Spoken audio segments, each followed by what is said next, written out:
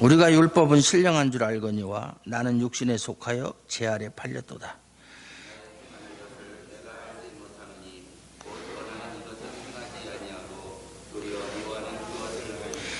만일 내가 원치 아니하는 그것을 하면 내가 이로 율법의 선한 것을 시인하노니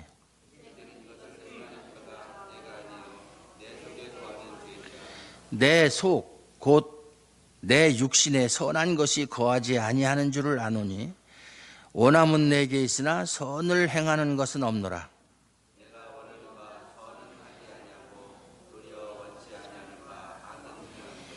만일 내가 원치 아니하는 그것을 하면 이를 행하는 자가 내가 아니요 내 속에 거하는 죄니라.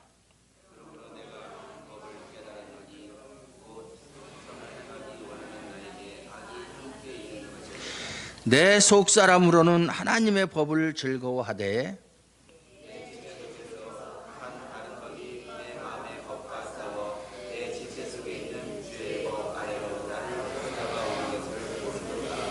오호라 나는 곤고한 사람이로다. 이 사망의 몸에서 누가 나를 건져내랴.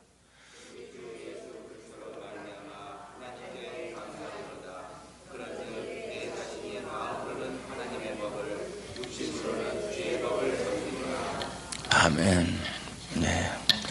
참 로마서 7장 14절에서부터 25절까지 보면 한 사람의 갈등, 고민, 절망감을 느낄 수가 있어요. 여기 보면 바울이 나라고 하는 표현을 써서 나라는 말이 제가 세보진 않았지만 24번 기록되어 있다고 그래요. 내가 이 내가 누구냐 여기에 대해서는 학자들마다 의견이 분분합니다. 어떤 사람은 이건 불신자를 가리키는 것이다. 불신자가 이러는 것이다. 어떻게 성령으로 거듭난 신자가 성도가 이렇게 할 수 있느냐. 항상 기쁨과 너희는 항상 기뻐하라. 데살로니가전서 5장 16절에서 18절까지는 말씀처럼 쉬지 말고 기도하라. 범사에 감사하라. 이렇게 살아야 될 성도가 이런 갈등이 있을 수 있느냐. 그러니까 이것은 거듭나지 못한, 다시 말해서 불신자를 말하는 것이다. 또 한쪽에 세견해가 있는데 한쪽에서는 아니다. 이건 거듭난 사람이다. 거듭난 사람이기 때문에 마음으로 하나님의 법을 즐거워하고자 하는, 행하고자 하는 마음이 있지, 거듭나지 못한 사람이 무슨 하나님의 법을, 선을 행하고자 하는 그런 마음이 있겠느냐. 그런 마음조차도 없다. 이건 거듭난 사람이다 라고 주장하는 사람. 또 한편으로는 거듭난 사람도 아니요 거듭나지 않은 사람도 아니요 참 나무도 아니요 풀도 아닌 그런 얘기처럼 이것은 그냥 한 인간, 모든 인간, 거듭난 사람이든 거듭나지 않은 사람이든 모든 인간의 실존을 말하는 것이다. 뭐 이런 주장들이 있는데 글쎄 여러분들은 어떻게 생각할지 모르지만 제 생각으로는 거듭난 사람이에요. 거듭난 사람만이 이런 갈등이 있어요. 세상 사람들은 하나님의 법을 즐거워하는 그런 마음도 없고 하나님을 알지도 못하고 하나님의 법도 모르고 하나님의 법을 행하고자 하는 그런 마음이 없어요.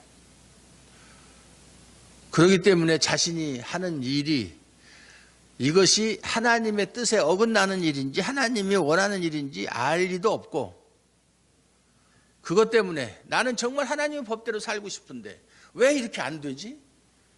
내가 이 정도밖에 안 되나? 이렇게 살면 안 되는데 라고 자기 자신에 대해서 실망하거나 또는 절망감을 느끼는 그런 법은 없다. 불신자는. 누구냐? 거듭난 사람만이 그런 걸 느낄 수 있어요. 거듭나서 이제 하나님의 은혜로 내가 의롭다 하심을 받았는데, 그렇다면 이제 죄의 종에서 해방이 되어서 의의 종이 되었으면 의의 열매를 맺어야 되는데 이게 뜻대로 안 된다 이거죠. 그렇게 해야 된다는 것도 알고 그것이 좋은 것이라는 것도 알고 응당 그렇게 사는 것이 하나님이 원하는 삶인데도 불구하고 그게 안 된다는 얘기예요.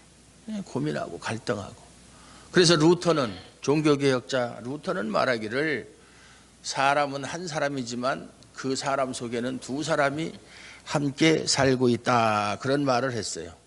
하나님을 사랑하는 사람, 또 죄를 사랑하는 사람, 두 사람이 살고 있다. 그래서 두 사람이 내 속에서 서로 똑같은 이 로마서에 있는 얘기를 비유적으로 표현한 거예요. 뭐 서로 싸우는 거예요. 내 말대로 해라. 한쪽에서는 내 말대로 해라. 하나님의 말씀대로 살아야 된다. 그렇게 살지 않으면 죽을 수밖에 없다. 또 한쪽에서는 야, 편하게 살자. 너 그렇게 한다고 해서 뭐 특별한 거 있냐? 또 세상 사람들이 다 그렇게 산다. 너 혼자만 신앙생활 하는 거 아닌데 적당하게 그렇게 살면 되지 않느냐? 주일날 교회 가는 거 그거 나쁘지 않다. 교회 가라. 그렇지만 특별하게 뭐 이렇게 나서서 뭐 하고 그렇게 뭐 하지 말아라. 그냥 슬슬 눈치나 보면서 그냥 무사안일주의죠. 예. 그렇게 살면 되지 않느냐. 지금 그렇게 사는 사람들이 너무나 많아요. 그러니까 큰 교회는 사람들이 모이는데 작은 교회 안 오는 거예요. 오면 무슨 누가 작은 교회 오면 속된 말로 잡아먹기를 해. 뭘 뭐 자기 재산을 팔아서 뭐 교회에 바치라고 그래. 예? 뭘 시키는 게 있다고. 저는 처음부터 목회를 할 때 성도들이 알아서 자발적으로 하기를 바라고 뭐 시키질 않았어요. 물론 너무 그렇게 하는 것도 좋은 것은 아니더라고요. 제가 지나놓고 보니까 좀 이렇게 때로는 강요도 하고 이렇게 해서 하다 보면 사람들이 아, 내가 옛날에는 몰랐는데 이렇게 일을 하다 보니까 아, 이런 하나님의 은혜를 체험하게 되는구나, 뭐 이런 게 있는데 언젠가는 깨닫게 되겠지. 하나님의 말씀을 잘 가르치면 그 말씀으로 인해서 사람들이 변화를 받고 시키지 않아도 알아서 하겠지. 시간은 걸리더라도. 그런데 그것이 원리적으로는 맞는 얘기인데 그게 잘 안 되더라, 이 말이에요. 때로는 다그치는 것도 필요하고 또 강요하는 것도 필요하더라. 이제 목회를 그만둬야 될 때가 다가오니까 이제서야 그것을 깨달아요. 옛날에는 그걸 몰랐는데 원리원칙대로. 저는 항상 처음에 목회를 시작하기 전에, 아니 신학교에 갈 때부터 그랬어요.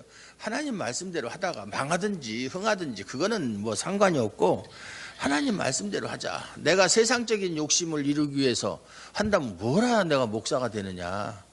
그래서 학교 다닐 때부터도 저 낙도 선교회 같은 데 가서 어디 목회자 없는데 없느냐, 봉사하고 싶다. 그래서 뭐 섬 같은데 성도들 2명밖에 없는 섬, 전부 15가구, 15가구밖에 안 살아요. 집 양식하고 뭐 이렇게 고기 멸치 잡아서 생활하는 조그만 섬인데, 근데 거기에도 성도가 2명 있어요. 당연히 목회자가 없죠. 그런데 누가 가요? 안 가지. 생활이 안 되는데. 그런데 남들이 안 가는데 보내달라, 나는. 그래서 갔더니 그 사람들이 그 당시는 이제 목사 되기 전이에요. 전도사님이 오시면 우리는 진짜 좋겠지만 우리가 감당을 할 수가 없다. 목사님은 이런 데서 일하실 분이야. 뭐 그런 데 일할 사람 따로 있어요. 그래서 그 사람들 오지 말라는데 억지로 갈 수는 없잖아요. 그리고 저는 그런 데를 원했어요. 그래서 처음에 안동으로 간 곳도 시골. 그때도 뭐 전도사, 그건 목사가 없는 교회. 뭐 돈 벌 생각을 하고. 목사가 일단 되는 순간 돈하고는 인연을 끊어야 돼요. 돈 생각하면 목사 하지 말아야 돼요. 장사를 하든지 뭐 하다못해 뭐 다른 걸 하든지 해야 되지. 목사가 되고 나서도 어떻게 하면 돈을 벌 수 있을까 생각한다면 그건 아주 잘못된 생각이에요. 성도들 보고는 하늘의 보물을 쌓아두라고 이렇게 이야기하면서 자기가 돈에 탐욕을 가지고 되겠어요? 이건 말이 안 되는 얘기예요. 그래서 어떤 목사는 나는 하나님께 부자가 되게 해달라고 기도하지 않는다고. 당연한 얘기죠. 그럼 부자는 무슨 부자예요? 성도도 그런 기도하면 안 돼요. 부자 되게 해달라는 기도는 하면 안 돼요. 다만 하나님, 제가 하나님을 위해서 할 일이 많고 하나님을 위해서 참 써야 될 물질이 필요한데 하나님 그 필요한 만큼 달라고. 그런 기도와 부자가 되게 해달라는 기도하고는 질적으로 다른 기도예요. 기독교인들이 정확한 하나님 뜻에 합당한 물질관을 가져야 된다. 어쨌든 그러한 갈등, 예수 안에서 성령으로 거듭난 한 사람의 실존이에요. 실존. 이런 고민과 갈등을 겪어야 돼요. 근데 만약에 이런 고민과 갈등을 느끼지 못한다면 둘 중에 하나예요. 이 사람은 완전히 그냥 선한 일만 하고 사는 사람이든지, 아니면 아예 선한 것이라고는 하나도 없는 악한 일만 생각하며 악한 길에 서서 죄의 종로로 타며 살든지, 둘 중에 하나예요. 그런데 안타깝게도 선한 것만을 생각하며 선한 대로만 사는 사람은 이 지구상에 한 사람도 없어요. 아담 이후에 단 한 사람도 없어요. 범죄하기 이전에 아담만 그랬어요. 범죄하기 이전에 아담과 하와만 그렇게 살았어요. 그러니까 그 두 사람, 그걸 갖다 원시인이라고 그래요. 원시인이라고 그래서 뭐 아주 옛날에 살던 무슨 뭐 여기 뭐 짐승으로 이렇게 치마에 입고 돌도끼 들고 그렇게 사냥하던 그런 사람이 아니라 범죄하기 전 무죄한 인간, 우리가 교리 시간에 다 배운 거예요. 예. 그동안에 저한테 배운 것만 기억하고 있어도 많이 알고 있어요. 근데 들으면 요렇게 아주 그냥 직선으로 예? 이 머릿속에 얼마나 많은 회로가 있는데 그걸 거쳐서 나가는 게 아니라 그냥 인사이드로 아웃사이드로 빠져버리는, 이해가 안 가요. 나로서는 이해가 안 가요. 저로서는 이해가 안 가요. 하다못해 저는 TV를 보더라도 누가 음식을 만들면, 누가 나와서 김치를 만든다? 저 김치 어떻게 만드냐? 저거를 천일염으로 절여서 그 다음에 몇 시간, 한 4-5시간 두었다가 그 다음에 다시 그걸 물에 씻어서 물기를 쫙 뺀 다음에 거기다 양념을 해서 김치. 한번 들으면 알거든요. 한번 보고 들으면 알아요. 그거 뭐 적어놓지 않아도 어려서부터 또 부모님이나 할머니가 하는 거를 많이 봤기 때문에 어려서부터 보는 게 그렇게 중요한 거예요. 어제도 서민갑부라는 프로그램을 보니까 김순장가 하는 사람이 아주 100억대 이상의 재산을 가지고 떵떵거리던 사람이 하루아침에 망해버린 거예요. 아버지 돌아가시고 그 딸내미가 아버지 재산을 관리를 못하니까 사기당하고 뭐 사업한다고 하다가 뭐 사회 경험이 없으니까 다 날라가고, 남편도 일본에 출장 가서 생방불명 돼버리고, 그런 바람에 애들 데리고서 그냥 딸하고 아들하고 둘인가 이렇게 데리고서 하다가 이 사람이 뭐 할 게 없는데 단돈, 이제 수중에 100억 이상의 재산을 갖고 있던 사람이 단돈 500만 원밖에 없는 거야. 그래서 그걸 가지고 뭘 할까 하다가 허름한 가게, 남이 하다가 안 돼서 문 닫은 가게를 얻어가지고 잔치 국수집을 한 거예요. 그 사람이 할 줄 아는 건 그거밖에 없어요. 옛날에 할머니가 사람들이 오면은 자기 집에만 텔레비가 있어가지고 사람들이 이렇게 텔레비를 보러 오면 텔레비 보다 보면 출출하다고 해주는 게 잔치국수였었어요. 할머니가, 어머니도 그렇고. 그러니까 그걸 매일 텔레비를 보러 사람들이 오는데, 수십 명씩 동네 사람들이 오면 집이 이제 워낙 크고 그러니까 사람들이 그걸 보고 저녁에 출출하면 야식 겸 간식으로 잔치국수를 해주는 걸 어려서부터 그거 봤기 때문에 그거 만드는 기술밖에 없는 거야. 그래서 그걸 만들어가지고 성공을 했어요. 그래서 보니까 한 달에 한 3천만 원 정도 매출을 올리는 거예요. 맨날 버스 하나만한 가게터에서. 그런 거 우습게 생각하면 안 돼요. 가게가 커야 돼. 우리 한국 사람들은 괜히 허세 부려서 뭐 큰 가게 얻어서 뭐 해야 되고, 일본 가보세요. 코딱지 많은 데서 그냥 뭐 하고 횟집도 하고 다 하는데, 장소가 중요한 게 아니라 맛이 있어야지, 맛이. 절대 그 사람은 중국산 안 쓰고, 멸치 하나를 쓰더라도 거제도 멸치가 최고 좋거든요. 김영삼 대통령 고향 거제도. 그거 다시다용 멸치 그거 쓰고, 다시마 넣고, 그래가지고 육수 내가지고 지단해가지고, 그렇게 아주 철저하게, 김치도 자기가 겉절이도 매일매일 담고, 태양초 고춧가루로 이렇게 하니 3,000원 받아, 한 그릇에 3,000원. 그런데도 하루에 보통 100만 원 이상 수입이 매출이 오르는 거예요. 근데 그게 얼마나 많이 남느냐고요. 그게 국수국까지 몇 푼 되는데. 예? 그러니까 갑부가 된 거예요. 그렇게 국수 장사해가지고. 그 아들도 국수집 내고, 딸도 국수집 내고. 예? 나도 늙기 전에 좀 그런 거 국수집, 나도 잔치국수 잘 만드는데 국수 쫙 이렇게 삶아가지고 또 찬물에다가 싹싹 이렇게 헹궈가지고 딱 이렇게 말아가지고 또 들듯이. 여보 국수 장사를 합시다.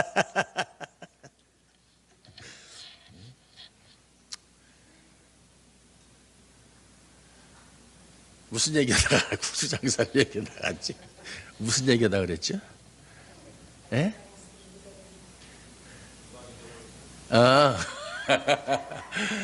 그러니까 그렇게 그런 거 하나 사소한 거 그건 알아도 되고 몰라도 되는 것도 그걸 기억을 하는데 하나님의 말씀인데 그걸 들으면 저는 옛날에 처음에 교회 나갔을 때 목사님이 설교하던 거 다는 몰라도 상당수 기억하고 있어요. 설교한 내용. 지금 생각해보면 목사님이 실수하셨다. 그게 아닌데 그건 그런 게 아니고 그런 뜻인데 그냥 너무 표면적으로만 설교하셨다. 뭐 그때는 그럴 수밖에 없어요. 뭐 제대로 교육도 못 받았고 신학적인 그런 깊이가 없었죠. 그 당시 한국교회 전체가. 그러니까 어디 가서 배울 데가 없잖아요. 예? 지금이야 뭐 외국에서 좋은 서적이 하나 나오면 일주일 내로 한국에도 나와요. 번역이 돼가지고. 그만큼 세월이 세상이 그렇게 아주 참 글로벌 시대잖아요. 그러니까 지금은 뭐 어디 가서도 아무리 시골 구석에 있는 목회자라도 아주 실력을 쌓으려면 얼마든지 쌓을 수가 있어요. 근데 그런 거 하지 않고 맨 정치만 하려고 그러는 사람들은 목회는 뒷전이고 뭐 그런 사람 설교는 들을 것도 없죠. 정치하는 사람들. 근데 이런 갈등을 성도라면 누구나 다 목사를 비롯해서 장로도 마찬가지고 집사도 마찬가지고 그런 갈등을 겪어요.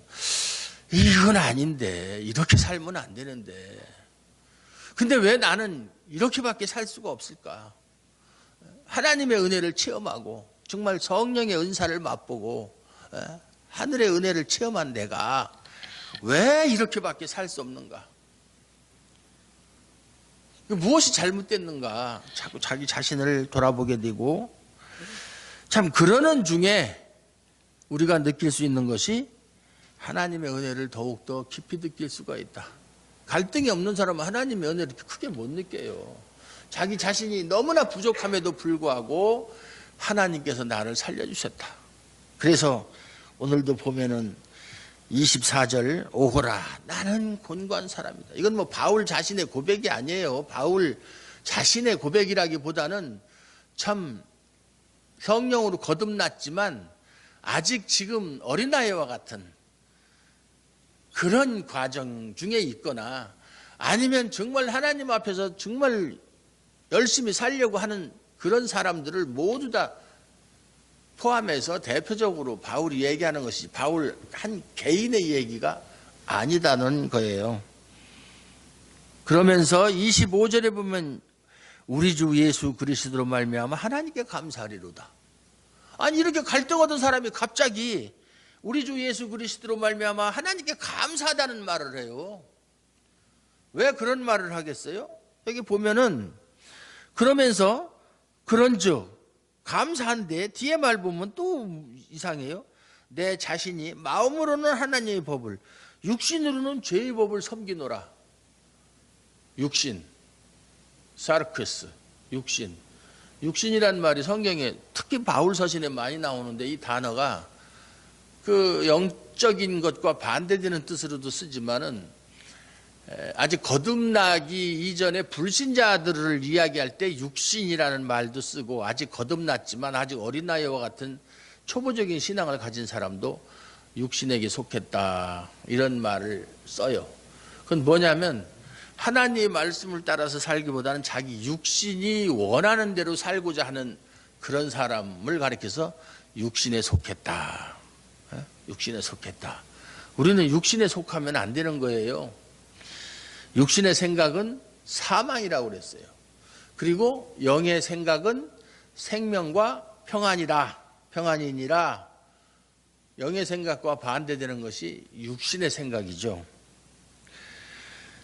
그렇게 인간은 이중적인 면을 보여주고 있다. 내 자신이 마음으로는 하나님의 법대로 살아야지. 또 하나님의 법을 사모하고 하나님의 법 따라가려고 해요. 그런데 육신으로는, 여기서 말하는 육신은 죄의 본성을 얘기하는 것이지 우리 육체는 아무런 그런 의지가 없어요. 육체는 우리 영혼이 인도하는 대로 따라가는 거지 육체 혼자서 개별적으로 뭐 하는 게 없어요. 죄의 법을 섬기노라. 그럼에도 불구하고 우리 주 예수 그리스도로 말미암아 하나님께 감사하리로다 이렇게 얘기를. 이게 앞뒤가 좀 바뀐 얘기인데, 그런데 내가 그러한 존재임에도 불구하고 내가 하나님께 감사하지 않을 수가 없다. 왜? 그것이 이제 우리 성경을 읽을 때 이렇게 장을 갖다가 너무 구분해서 이제 8장을 넘어가면 그건 8장에 있는 얘기 아니냐 하지만, 이것은 바울이 로마 교회에 있는 성도들에게 쓴 편지니까 장이고 절이고 나중에 후대 사람들이 만들어낸 얘기고 그게 없어요. 그러므로 이제 그리스도 예수 안에 있는 자에게는 결코 정죄함이 없다 이렇게 나가는 거예요. 내가 그런 정도의 사람밖에 안 되지만 내가 그리스도 안에 있다는 것은 확신하는 것이기 때문에, 그리스도 안에 있으면 내가 육신으로는 죄의 법을 섬기고 마음으로 하나님의 법을 섬기는 그러한 이중적인 사람이라 할지라도 정죄함이 없다 그 말이에요. 그런 갈등을 겪는 사람은 자꾸 하나님을 향해서 달려가는 사람이에요. 그래서 하나님의 말에는 더 귀를 크게 열고 그 말씀을 들으려고 하고, 또 악한 죄의 속삭임에는 귀를 점점 닫아버리려고 하는 그것이 성화의 삶이거든요. 성화의 삶. 그것이 매일매일 진전되어 가야 된다. 근데 작년이나 올해나 어제나 오늘이나 예수를 처음 믿었을 때나 지금이나 똑같다. 이거는 뭐가 잘못돼도 한참 잘못된 거예요. 정상적인 아이는 태어나면 하루하루가 이렇게 자랍니다. 제 손자 얘기를 잠깐 하겠는데, 원래는 어제가 돌이에요. 어제 그저께가 돌인데, 얼마 전에만 이게 뭐 동영상 같은 거 찍어서 이제 며느리가 보내는데 보면 앉아 있는 거 찍어서 보내고 또 서 있는 거 찍어 보내고 뭐 소파 같은 거 잡고 이렇게 걸음마 하는 거 보내고, 나중에 저 혼자서 걸음마 하는 거 보내고 뛰어다녀요. 지금 뛰어다닌다고. 그래서 내가 동영상으로 화상 전화하면은 이제 지 아빠가 세진아 할아버지다 그러면 방에서 막 뛰어나와요. 예. 막 달려와. 그냥 뒤뚱뒤뚱 하는 게 아니라 막 달려와. 예. 엄청 빠른 거죠. 그러니까 돌 전에 이렇게 뛰어다니는 애들이 별로 없거든요. 그래서 옛날에 숙성원에는 돌 때 자기 돌떡 돌린다는 말이 있었어요. 시골에 이렇게 돌떡 이렇게 돌린다고. 엄청 빨라요. 그게 정상적이다라는 얘기예요. 정상적인 사람은 그렇게 시간이 흐르면서 성장하는 거예요. 육체적으로도 성장하고 정신적으로 성장하고. 신앙인도 마찬가지예요. 근데 왜 신앙은 성장을 안 하죠? 신앙은 영적인 것도 성장해야 되고, 작년에 내 모습을 되돌이켜 보면 야, 내가 작년에는 그 정도밖에 안 됐구나. 그건 뭐냐면은 그만큼 내가 성장했다는 얘기죠. 그건 세상에 있는 일도 마찬가지잖아요. 내가 옛날에 바둑을 배울 때 그때는 그 정도 수밖에 못 했었지.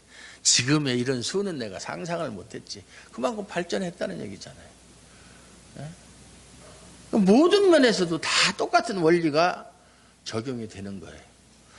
그런데 실질적으로 그런 고민과 갈등을, 물론 뭐 내가 그런 고민과 갈등을 겪고 있습니다라고 말은 안 하고, 말을 하면서 하는 사람은 없겠지만 남한테 자기 혼자 겪는 것이지.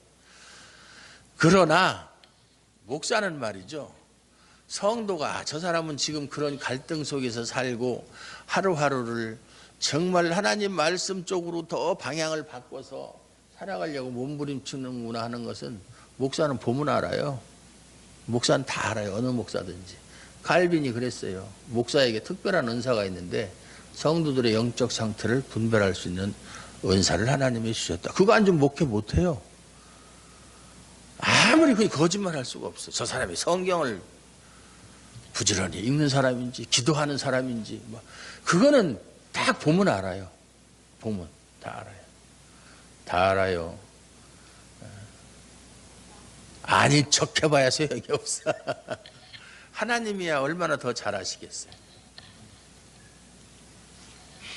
오다가도 집사람하고 얘기했지만 요즘 세상이 너무나 악해서 목사들끼리 칼부림이 나고 참 우리 교단 참 창피해서 어디 가서 목사라 소리도 못하고 그 칼 들고 쫓아간 목사도 나이도 많아요. 저보다 우리 총회 서기하던 사람인데 그 사람은 페르나도 그런 페르나가 없어요. 우리 교단도 아니고 군소교단에 있다가 우리 교단에 어떻게 해서 들어와가지고서 편목하는 그런 사람들이 꼭 그렇게 문제를 일으켜. 자기 아버지도 두들겨 패질 않나.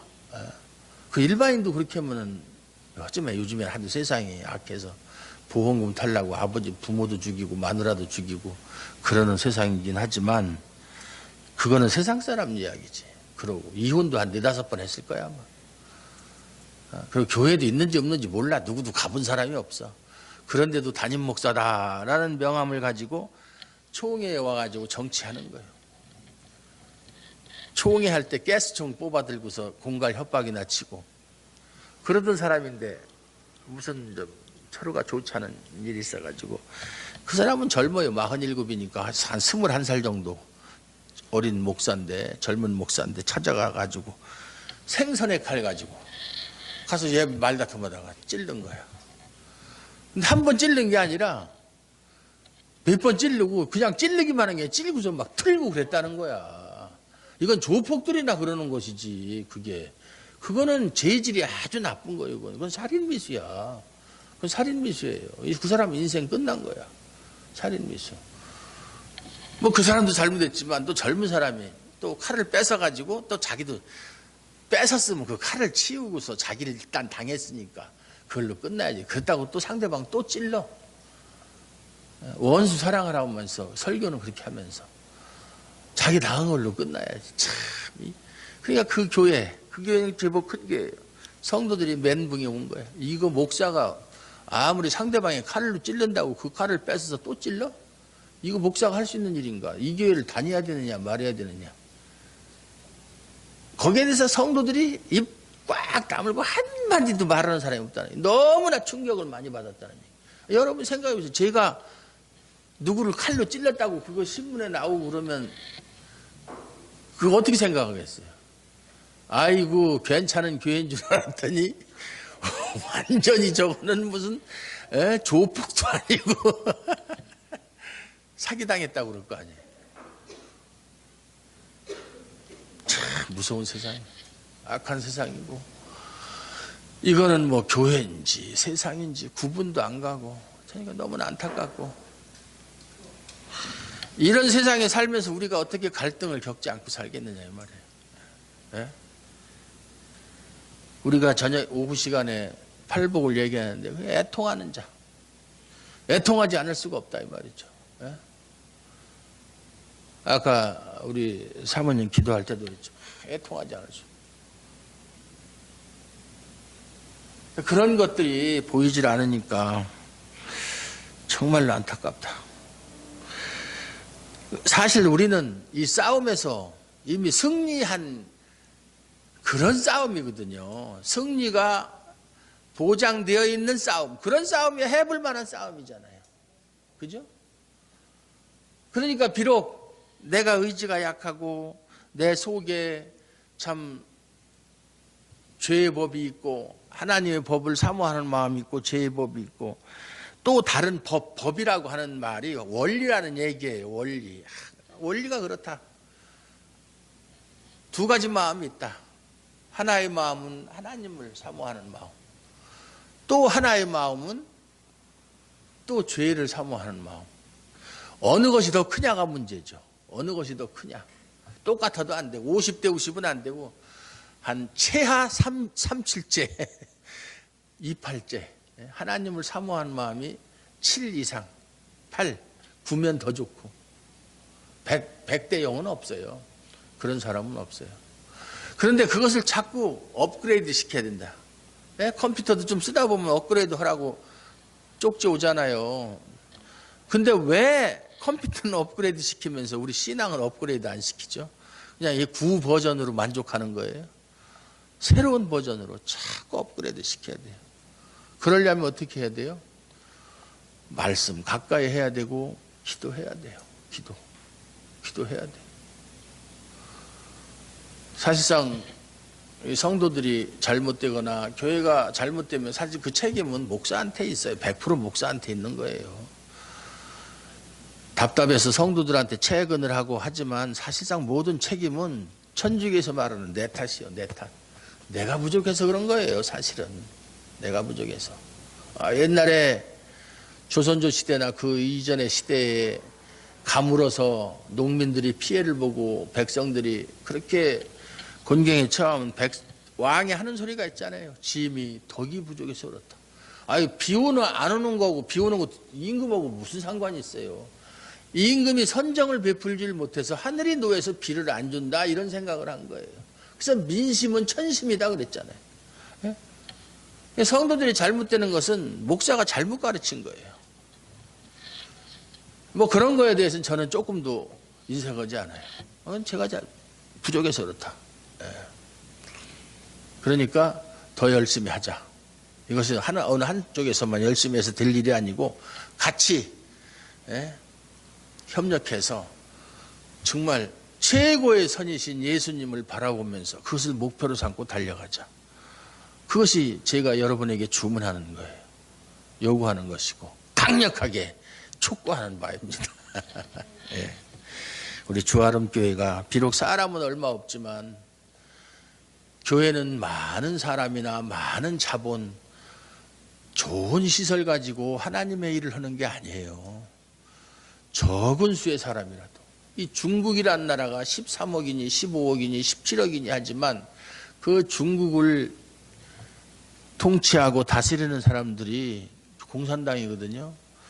공산당 처음 시작할 때 16명이 시작했어요. 16명이.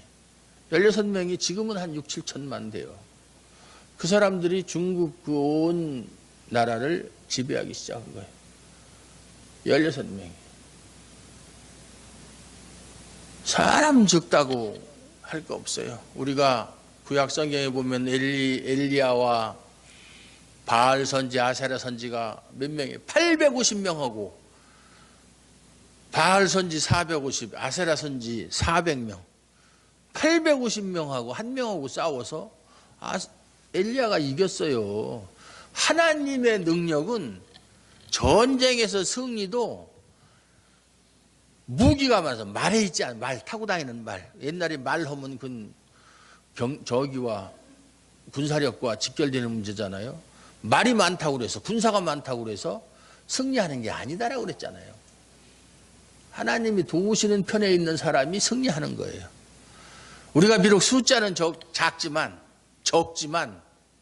작지만이 아니라 적지만이죠. 적지만 하나님 편에 서 있기만 하면 얼마든지 큰일 할 수 있어요.